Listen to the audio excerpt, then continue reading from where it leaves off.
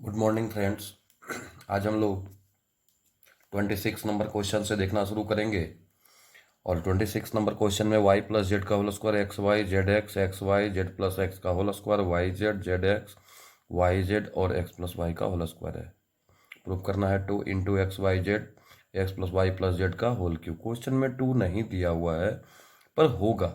English medium का book में देखेंगे वहाँ पे 2 है, अगर नहीं भी है तब भी होगा।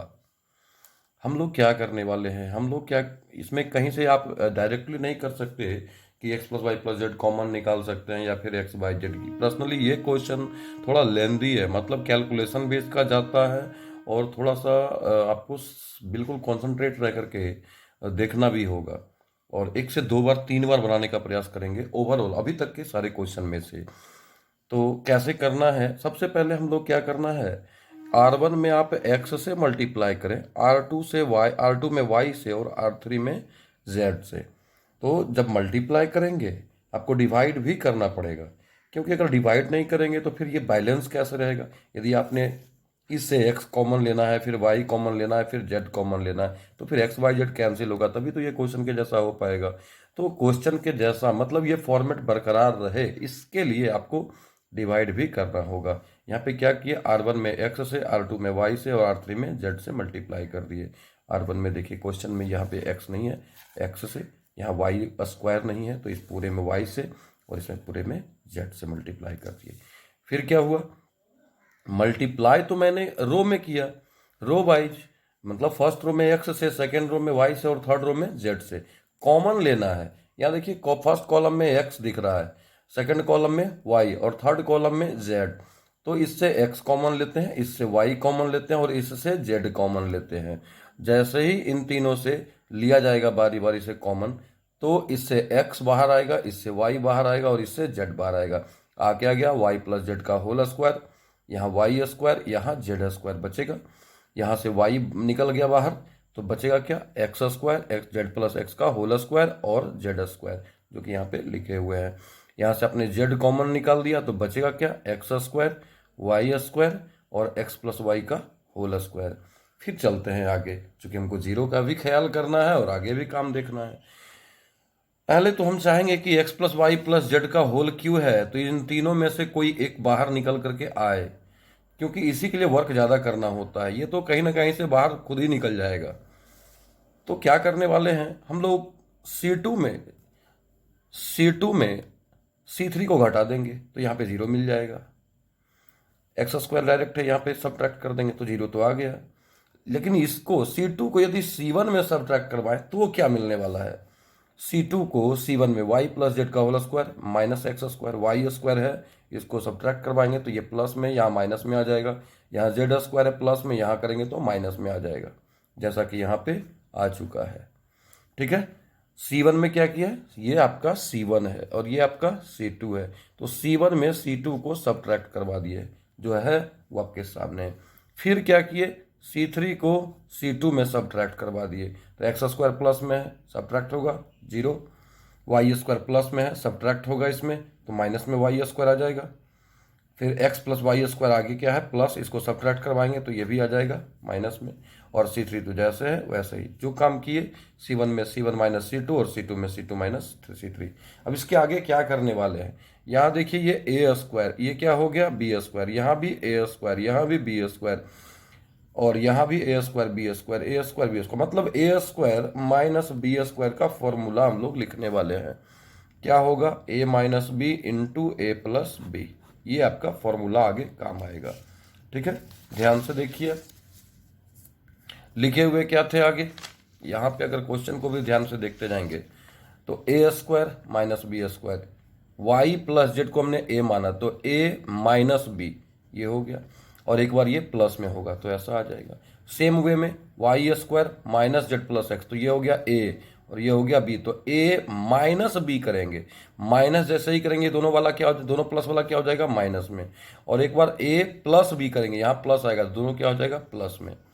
ठीक वैसे ही सेम प्रोसेस में ये भी किया गया है और ये भी किया गया है, यहाँ तो जीरो आएगा, यहाँ भी जीरो आएगा। ठीक है, अब फिर आगे देखते हैं। फर्स्ट कॉलम से x plus Y plus z दिख रहा है, यहाँ भी दिख रहा है, यहाँ जीरो है, जीरो से तो जीरो में कुछ भी मल्टीप्लाई कर सकते हैं, कुछ भी कॉमन ले सकते हैं, इससे निकल गया बाहर।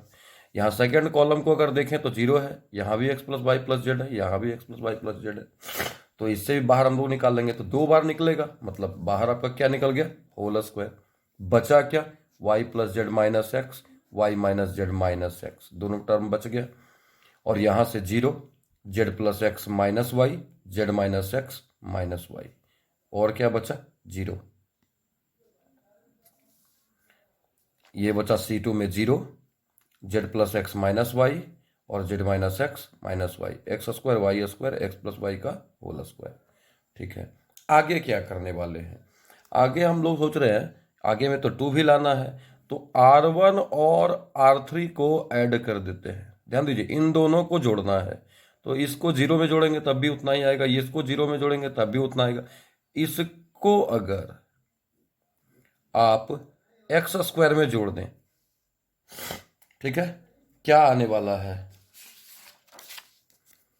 एक्स स्क्वायर में एक्स प्लस वाई का होल स्क्वायर जोड़ दीजिए, x square plus y square plus 2xy, 2x square plus y square plus 2xy। ध्यान रखिए, इसको आगे काम आएगा। अभी क्या करने वाला हम लोग, R1 प्लस R3 दोनों को जोड़ेंगे, उतना ही आएगा। R2 में सब्ट्रैक्ट करवा दीजिए, R2 आपका क्या है, R2 है y minus Z minus x, ये आपका R2 है। सब्ट्रैक्ट करवाएंगे किसको, R1 को, R1 प्लस R3 को, तो y plus Z minus x है, यही है आपका। देखिए तो क्या होने वाला है, y minus Z minus x minus y minus z plus x. कटेगा क्या क्या, कुछ कुछ तो कटने वाला भी है, ये दोनों कट रहा है, एक्स एक्स कट रहा है, क्या बच रहा है, -2z। ये कहाँ बच रहा है, y2, ये क्या था, R2, और ये क्या था, R1 प्लस R3, तो R2 में क्या बचने वाला है, -2z। देखिए, इन दोनों को ऐड करके जब इसमें सब्ट्रैक्ट करवाए, घटाए हैं, तो क्या बचा, -2z। वैसे ही इन दोनों को जब जोड़ करके इसमें घटाइएगा, क्या बचेगा, 2x। फिर इन दोनों को जोड़ेंगे और वाई स्क्वायर में घटाएंगे। अभी आपके सामने हम किए थे कि एक्स स्क्वायर, ये आपका क्या हो गया, R1, ये क्या हो गया, R3, इन दोनों को जोड़े, क्या आ गया, 2x square plus y square minus 2xy। अब इसको घटाना है, किसमें घटाना है, R2 में। R2 क्या है, वाई स्क्वायर, तो जैसे ही घटाएंगे क्या मिलेगा, y square minus 2x square minus y square minus 2xy। देखिए तो वाई स्क्वायर कट जाएगा, क्या बचेगा, बचेगा आपका -2x square minus 2xy, -2x common लेंगे, क्या बचेगा, x प्लस वाई बचेगा ना। देखिए यहाँ पे लिखा हुआ है, जब इन दोनों को हम लोग जोड़ेंगे, ठीक है, और इसमें घटाएंगे, इन दोनों को जोड़ेंगे और इसमें घटाएंगे, ठीक है, क्या बचेगा, -2x स्क्वायर माइनस 2xy। बाद बाकी कोई चेंजिंग नहीं, चेंजिंग तो केवल R2 में ही आना था, जो कि R2 में हम ले आए। अब आगे बढ़ते हैं, क्या आया, -2 +2 और -2, यहाँ दोनों जगह से, तो 2 सभी में दिख रहा है, 2 को हमने बाहर कर लिया।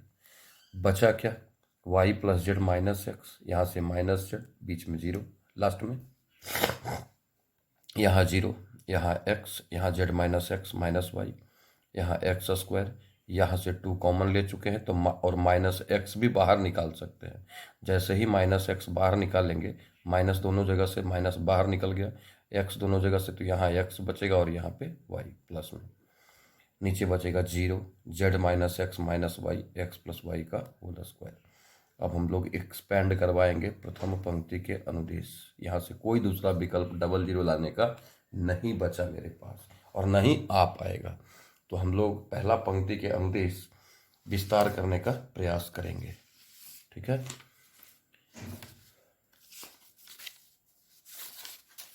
जब प्रथम पंक्ति के अनुदेश विस्तार करवाएंगे तो 2 into x plus Y plus z का होल स्क्वायर, ये तो पहले से ही बाहर आया हुआ है, ब्रैकेट दे देते हैं, ठीक है।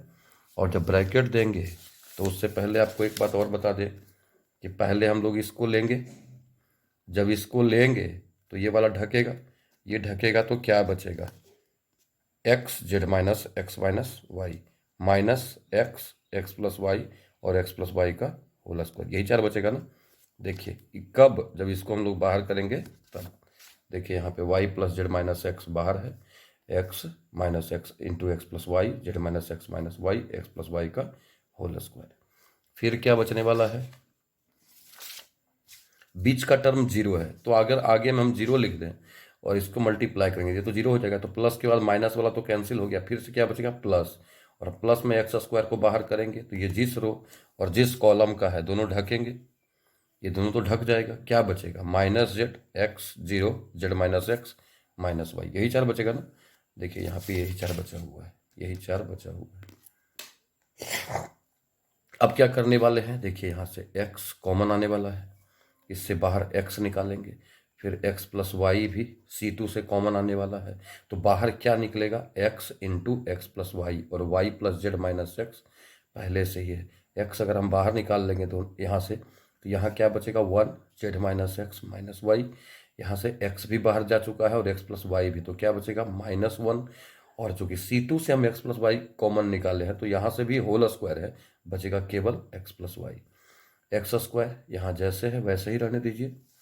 अब हम लोग इसको हल करेंगे, कैसे हल करेंगे, इन दोनों को मल्टीप्लाई, फिर इन दोनों को मल्टीप्लाई, इन दोनों को जब करते हैं तो साइन चेंज, फिर इन दोनों को मल्टीप्लाई करेंगे, इन दोनों का तो प्रोडक्ट ही गुणनफल ही 0 हो जाएगा, क्या बचेगा x into x plus y हो गया, y plus Z minus x हो गया, इसको x प्लस वाई को जब 1 से गुना करेंगे क्या मिलेगा x प्लस वाई।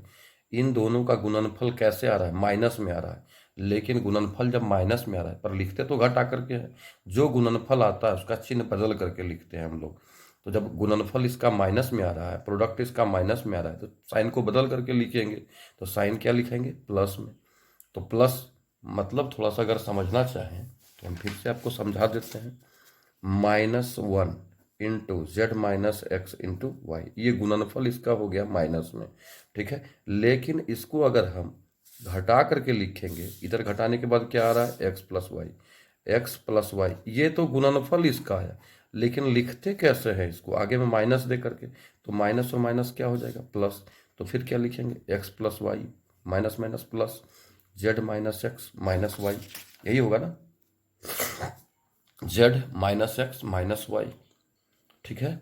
यहाँ से क्या होगा, इन दोनों का ही केवल गुणनफल होगा, ये तो 0 हो जाएगा, तो इन दोनों का गुणनफल किस में आएगा, देखिए यहाँ माइनस वाला टर्म है, ये टर्म क्या है माइनस में है, और ये क्या है Z minus x minus Y, इन दोनों का गुणनफल किस में आएगा माइनस में, तो माइनस जेड इंटू इतना इंटू आ जाएगा एक्स स्क्वायर, तो माइनस इंटू प्लस क्या हो जाएगा minus x square Z into कितना Z minus x minus Y.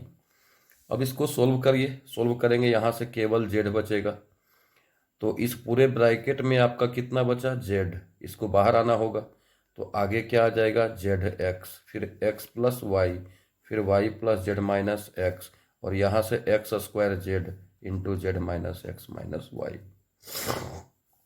अब देखिए फिर यहाँ से क्या करेंगे हम लोग एक्स जेड कॉमन ले सकते हैं, जैसे ही जेड एक्स कॉमन लेंगे यहाँ क्या बचेगा x plus y y plus Z minus x, x z common हो चुका है, एक तो एक्स बचेगा, तो minus x into z minus x minus Y. अब इन दोनों को गुना करके जब लिखेंगे तो इसमें टर्म बचेगा एक्स वाई वाई स्क्वायर और वाई जेड, देखिए तीनों में वाई है, जैसे ही वाई को आप बाहर निकालेंगे तो जेड एक्स था वाई बाहर आ गया, एक्स वाई जेड आपका बाहर आ गया, यहाँ क्या है x plus Y plus z का होल स्क्वायर, एक्स वाई में आप वाई बाहर निकाल चुके हैं एक्स बचा, वाई स्क्वायर में वाई बाहर निकाल चुके हैं वाई बचा, और वाई जेड में भी वाई बाहर निकाल चुके हैं तो जेड बचा, एक यहाँ से और 2 यहाँ से, कितना हो गया 3, तो आप लिख सकते हैं 2x y z into x plus Y plus z का होल क्यूब, और यही तो प्रूव करना था।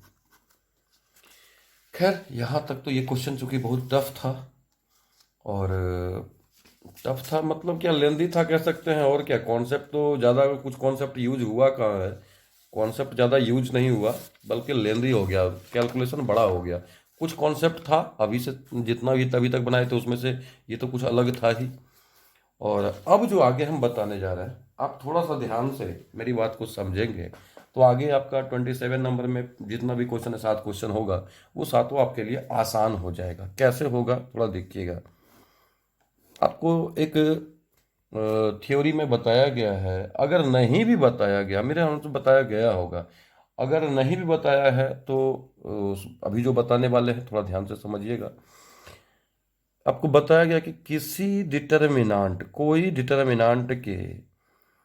डिटर्मिनांट दिया हुआ है, उसका कोई दो रो या दो कॉलम के यदि सारे एलिमेंट सेम हो जाए, सभी अवयव समान हो जाए, तो उस सारणी का मान 0 होता है। जैसे अगर ये ए बी सी है, ये भी ए बी सी है, और ये एक्स वाई जेड है, तो इसका वैल्यू क्या हो जाएगा? 0 होगा। कैसे होगा? अगर आप यहाँ से देखें, ये क्या आपका हो गया C1, ये क्या हो गया C2। क्यों ना हम C1 को C1 माइनस C2 करवा दें, तो जैसे ही करवाएंगे क्या मिलेगा? 0 0 0। और यहाँ से a B c x y z, और इसी के अलॉन्ग एक्सपेंड करवाएंगे तो 0, फिर -0, फिर +0, तो इसका वैल्यू क्या हो जाएगा? 0। तो कहने का मेरा मतलब ये है कि कोई सारणिक, कोई भी डिटर्मिनांट, किसी डिटर्मिनांट के कोई दो रो या दो कॉलम के सभी अवयव, सारे एलिमेंट्स सेम हो जाएं बिल्कुल, तो उसका वैल्यू क्या होगा? 0। कंफर्म है? मन में बैठा लीजिए इसको कि कोई डिटर्मिनांट के कोई दो रो, किसी डिटर्मिनांट के कोई दो रो या कोई दो कॉलम के सभी एलिमेंट्स अगर इक्वल हैं तो उसका वैल्यू 0 हो जाएगा। चलिए अब हम लोग 27 नंबर से चलते हैं। देखिए यहां से आसान है, 1/a 1/b 1/c, a² b² c² bc ca ab। Proof क्या करना है? 0। जितना टाइम उधर लगा था उतना टाइम में इधर पूरा बन जाएगा। कैसे हम लोग दो रो को या दो कॉलम को इक्वल करने वाले हैं? अगर क्वेश्चन कोई देखें, क्वेश्चन में लिखा हुआ है विदाउट एक्सपेंडिंग, आप इसको एक्सपेंड नहीं कर सकते, आप इसको विस्तार नहीं करवा सकते, आप इसको एक्सपेंड बिल्कुल नहीं कर सकते, आपको डायरेक्ट प्रॉपर्टी लगा के ही सोल्व कर देना है। तो कैसे? यदि हम इसमें ए से मल्टीप्लाई कर दें, इसमें बी से, और इसमें सी से, तो फिर डिवाइड भी करना पड़ेगा, भाग भी देना पड़ेगा। फर्स्ट रो में ए से, सेकेंड रो में बी से, थर्ड रो में सी से, तो भाग दे दिए। जैसे ही गुना करेंगे तो क्या होगा? A by A Q A B C, B by B Q A B C, क्योंकि बी से मल्टीप्लाई कर रहे हैं, सी से C Q, C by C Q A B C. अब देखिए ये तो 1 1 1 कट करके आ गया, ठीक है। अगर हम यहाँ से ए बी सी को भी बाहर निकाल देंगे तो क्या होगा? जैसे ही ए बी सी आप बाहर निकालेंगे, 1 1 1 A Q B Q C Q 1 1 1, क्या आ गया? 0। क्या हम कहीं पर लिखे कि expanding along first row first column? ऐसा कुछ नहीं, ये यहाँ पे नहीं करना है। अब कोई स्टूडेंट है, हर जगह कौन कहाँ पे बैठा हुआ है, किसके दिमाग में क्या है नहीं पता, क्योंकि सर अगर विस्तार कर दिए तो गलत हो जाएगा। कंडीशन लगा हुआ एक्सपेंड नहीं करना है, आप उसको लगा रहे हैं तो क्या होगा? गलत होना ही है। यहाँ देखिए क्या है? 1 1 1 a B C, B plus C plus A plus b, 0 करना है। यदि हम इसमें इसको ऐड कर दें तो क्या होगा? A plus B plus C, B plus C plus C plus A plus B, फिर इससे कॉमन ले लेंगे A plus B plus C, तो क्या होगा? 1 1 1 बच जाएगा। देखते हैं। या इसको इसमें ऐड कर दीजिए, क्या किए? C2 में C2 प्लस C3 को C2 में ऐड कर दिए, क्या मिलेगा? ए प्लस बी प्लस सी, फिर इसको इसमें ऐड कर दिए ए प्लस बी प्लस सी, फिर इसको इसमें ऐड कर दिए, क्या मिलेगा? ए प्लस बी प्लस सी, और इसी से हम ए प्लस बी प्लस सी कॉमन निकाल लेंगे। जैसे ही कॉमन निकालेंगे क्या बचेगा? 1 1 1, दो सेम हो गया, कौन कौन? C1 और C2, तो क्या इसका वैल्यू होगा? 0। ये थर्ड है, थर्ड भी वैसा ही है, इसमें आप ए से मल्टीप्लाई कर दें, इसमें बी से मल्टीप्लाई कर दें, और इसमें सी से, तो डिवाइड भी करना पड़ेगा। और जैसे ही आप इसमें गुना करेंगे तो 1 1 1 बचेगा, यहाँ A² B² C² A B C, इससे आप ABC कॉमन निकाल लेंगे, तो फिर से क्या बचेगा? 1 1 1 1 1 1, इसका वैल्यू क्या हो जाएगा? 0। क्यों होगा? क्योंकि C1 = C3 है। यहाँ पे देखिए 1 1 1 है, BC है, CA है, AB है, A into B plus C, B into C plus C, और C into A plus B है। आप इसको इसमें ऐड कर दें, C3 में C3 प्लस C2, तो ऐड करेंगे क्या होगा? फर्स्ट कॉलम में 1 1 1, सेकेंड BC CA AB, और यहाँ पे क्या होगा? AB प्लस AC या CA लिखिए, और ये वाला इसमें ऐड हो गया, BC आ गया। यहाँ BC प्लस AB, और यह क्या आ गया? CA। तो ध्यान दीजिए BC plus CA plus AB, तीनों है ना। A B plus B C plus C ए,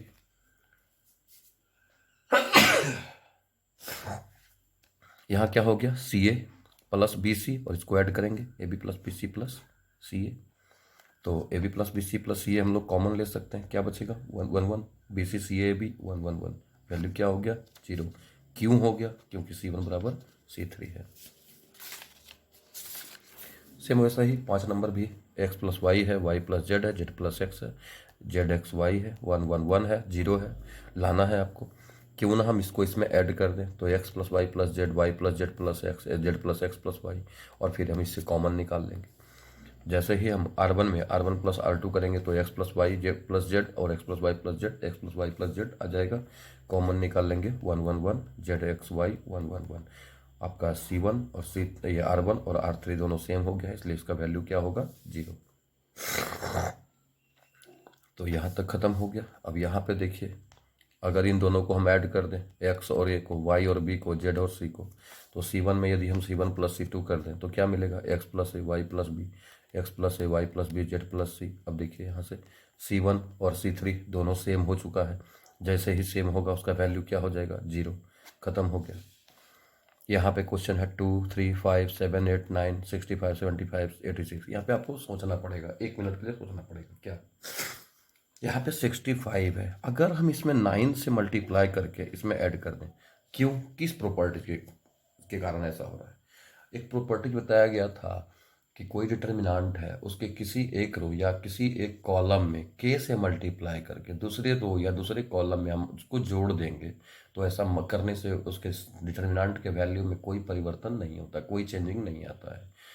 ठीक है, तो हम फिर से एक बार बोल रहे हैं, किसी सारणिक के कोई एक रो या एक कॉलम में, रो में करेंगे या कॉलम में करेंगे, के से मल्टीप्लाई, के क्या है, कोई पद हो सकता है, जैसा मेरा क्वेश्चन के अनुसार रिक्वायर रहा, जरूरत रहा। तो इसमें अगर हम 9 से मल्टीप्लाई करते तो यहाँ पे के क्या हो गया आपका 9, के से मल्टीप्लाई करके किसी एक रो या एक कॉलम में जोड़ दें। यहाँ पे हम सेकेंड कॉलम में 9 से गुना करके जोड़ रहे हैं, किसमें C1 में। 9 से 63 2 65 9 72 3 75 9 9 81 5 86। 9 से जब गुना करेंगे तो पूरे C2 में करेंगे, ऐसा नहीं कि 7 के लिए अलग 8 के लिए अलग, नहीं, किसी एक रो या एक कॉलम में के से मल्टीप्लाई। तो यहाँ सेकेंड कॉलम में 9 से मल्टीप्लाई कर रहे हैं और इसको 2 से, 9 से ही क्यों, क्योंकि मेरा ज़रूरत यहाँ पे 9 से मल्टीप्लाई करके देख रहे हैं, तो यहाँ पे 65 आ जा रहा है, 9 से मल्टीप्लाई इसमें देख रहे हैं आ रहा है, तो फिर 9 से ही करेंगे। ठीक है, तो यहाँ के का वैल्यू क्या हो जाएगा 9, 9 से 63 2 65 9 72 75 9 81 5 86, इसके जैसा आ जाएगा। कब C1 में, अगर C1 प्लस 9 C2 करेंगे तो कितना आ जाएगा 65 75 86। यहाँ भी क्या हो गया C1 और C3 बिल्कुल इक्वल हो गया, इसका वैल्यू भी क्या हो जाएगा 0। क्वेश्चन नंबर 28 से यहाँ भी वही काम है, ऐसा कुछ नहीं है, सेम वैसा ही चलेगा, विदाउट एक्सपेंडिंग ही है किया हुआ है इसमें भी। क्वेश्चन है a plus B, B plus C, C plus A, B plus C plus A plus B, A plus B, C plus A plus B, B plus C, इतना है। ये क्वेश्चन आपका हो गया। अगर हम तीनों को ऐड कर दें, मतलब C1 plus C2 plus C3 कर दें, तो क्या मिलेगा 2 into A plus B plus C, 2 into A plus B plus C, 2 into A plus B plus सी। एक कॉमन स्टूडेंट क्या करेगा एक common student 2 into A plus B plus सी को कॉमन निकाल लेगा। नहीं, ये नहीं करना है, आपको डायरेक्टली यहाँ पे लाना है, कंडीशन लगा हुआ है विदाउट एक्सपेंडिंग। एक्सपेंड तो करना ही नहीं है आपको, अगर एक्सपेंड करके बनाते हैं या कोई बनाता है तो गलत है, 100% गलत है, भले उसको लग रहा है अच्छा है लेकिन गलत है। ऐसा नहीं कि LHS का वैल्यू निकाल दो, RHS का वैल्यू निकाल दो, सेम आ गया, LHS इक्वल टू RHS, ये आपकी आपकी सोच से भाई, आप जैसे कर लो, लेकिन कंडीशन लगा हुआ है विदाउट एक्सपेंडिंग, ये ऐसा ही बनेगा। यहाँ से हम लोग क्या करेंगे 2 कॉमन निकाल लेंगे।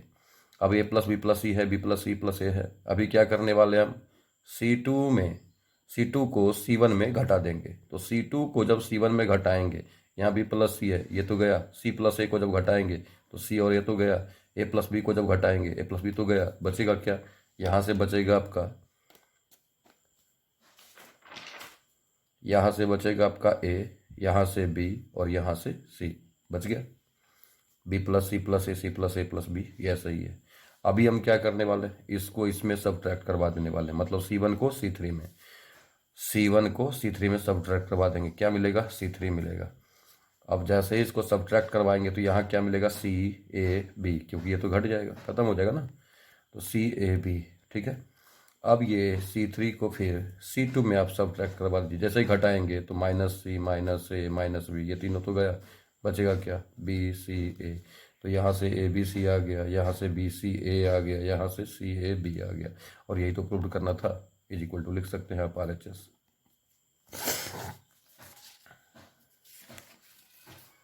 28 का 2 और 28 का 3 बिल्कुल एक ही जैसा है। एक प्रॉपर्टी यहाँ पे लगाने वाले हैं, ध्यान से थोड़ा देखिएगा। ठीक है, 28 नंबर क्वेश्चन में दिया हुआ है 0 sine alpha minus cos alpha minus sine alpha 0 sign beta cos alpha minus sign beta और 0 प्रूव करना है 0 विदाउट एक्सपेंडिंग।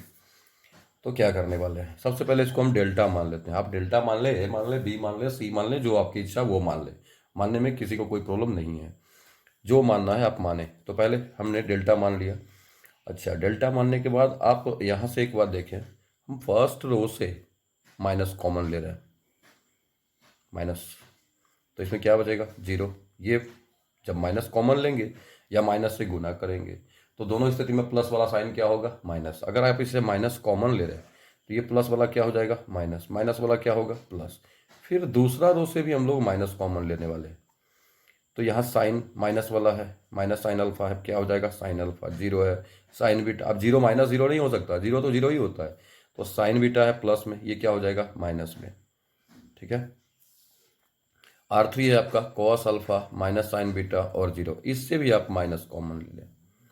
जब इससे माइनस कॉमन लेंगे तो ये प्लस वाला क्या बचेगा, माइनस में, फिर माइनस साइन बीटा है बचेगा प्लस में, और ये 0। कितनी बार आपने माइनस कॉमन निकाला, 3 बार। एक बार फर्स्ट रो से, फिर दूसरी बार सेकेंड रो से, और तीसरी बार थर्ड रो से, तो 3 बार माइनस बाहर आएगा, तो माइनस गुना माइनस गुना माइनस कितना होगा, माइनस। बच क्या गया, 0 minus sine alpha cos alpha sine alpha 0 minus sign beta minus cos alpha sign beta 0। आपको एक प्रॉपर्टी बताया था, याद होगा, अगर नहीं है तो मेरी बात को सुनिए। बताया गया था कि कोई सारणिक के सभी पंक्ति को उसके संगत स्तंभ में बदलने से सारणिक के मान में कोई परिवर्तन नहीं होता है। किसी डिटर्मिनांट के सभी रो को उसके करस्पॉन्डिंग कॉलम, मतलब सभी पंक्ति को उसके संगत स्तंभ, संगत स्तंभ, और कहने का मतलब यहाँ पे क्या हुआ कि प्रथम पंक्ति को प्रथम स्तंभ, द्वितीय पंक्ति को द्वितीय स्तंभ और तृतीय पंक्ति को तृतीय स्तंभ में बदलते हैं। तो ऐसा करने से सारणिक के मान में कोई परिवर्तन नहीं आता, डिटर्मिनेंट के वैल्यू में कोई परिवर्तन, चेंजिंग नहीं आता है। फिर से सुनिएगा, किसी सारणिक के किसी डिटर्मिनेंट के सभी रो को उसके करस्पॉन्डिंग कॉलम, उसके संगत स्तंभ में, सभी पंक्ति को उसके संगत स्तंभ, संगत कहने का मतलब फर्स्ट रो को फर्स्ट कॉलम, सेकंड रो को सेकंड कॉलम और थर्ड रो को थर्ड कॉलम में, ठीक है, बदलने से उसके मान में कोई